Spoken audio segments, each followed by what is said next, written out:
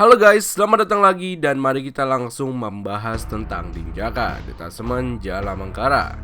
Denjaka adalah pasukan khusus TNI Angkatan Laut yang memiliki kemampuan mumpuni. Dalam berbagai atraksi di luar negeri, Denjaka kerap membuat gentar pasukan-pasukan khusus lainnya termasuk Navy SEAL dari Amerika Serikat atau AS. Nah guys, berikut kehebatannya nih yang dari Denjaka yang banyak orang nggak tahu gitu ya kan. Apa kira-kira? Langsung aja masuk ke pembahasannya. Let's go. Sebagai pasukan khusus yang dibentuk oleh TNI Angkatan Laut, para personel Denjaka memang merupakan orang-orang pilihan dan terbaik di satuannya. Para personel Denjaka berhasil dari personel terbaik yang semula sudah bertugas di Satuan Pasukan Khusus TNI Angkatan Laut, yaitu Komando Pasukan Kata, Kopaska, dan Intai Amfibi Marinir atau TAIFIB. Nah guys, kemampuan satu personel Denjaka digadang-gadang setara dengan 120 tentara TNI biasa. Tugas utama pasukan elit ini adalah menanggulangi semua aspek teror terutama yang terjadi di wilayah perairan Indonesia. Selain punya ketahanan fisik yang luar biasa, prajurit Denjaka harus benar-benar memiliki IQ yang tinggi. Bahkan disebut-sebut dari ratusan prajurit yang mengikuti seleksi di bawah Chandra di Muka Situbondo, cuma sedikit yang memenuhi kualifikasi. Pasalnya, Denjaka ini memang bertugas dalam penyusupan di daerah operasi, maka mereka harus dibekali kemampuan intelijensi yang mumpuni agar bisa mengatasi masalah dengan cepat, baik secara individu maupun secara kelompok.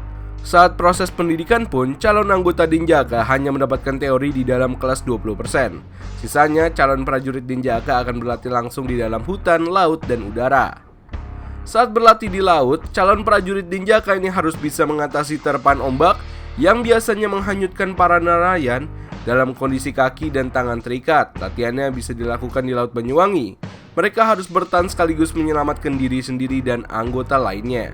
Selain itu, mereka juga dilatih untuk bisa bertahan hidup di hutan belantara. Jangan membayangkan calon anggota Denjaka ini membawa perbekalan yang cukup. Pasalnya, mereka hanya membawa garam saja. Mereka pun benar-benar harus mencari sendiri di hutan dalam hutan untuk keperluan air minumnya dan makannya. Nah, tahu nggak juga kalian nih, waktu yang dibutuhkan oleh ketiga tim serbu Denjaka sejak masuk ke lokasi sasaran nih, menggelar serangan dadakan hingga evakuasi personel biasanya tak lebih dari 15 menit. Layaknya satuan anti teror, tim serbu mengandalkan persenjataan yang cukup mumpuni dalam pertarungan jarak dekat. Beragam pistol otomatis, granat asap, granat kejut, hingga senapan mesin ringan masuk dalam inventaris guys. Misalnya, pistol otomatis Six Sauer P226, P228 kaliber 9mm, pistol mitrailleur, Uzi kaliber 9mm, senapan otomatis MP5 dan beragam variannya, dan senapan tembak runduk SG550 kaliber 5,56mm. Semuanya ada guys. Nah memang Denjaka ini gak bisa diremehin ya, emang jago banget gitu.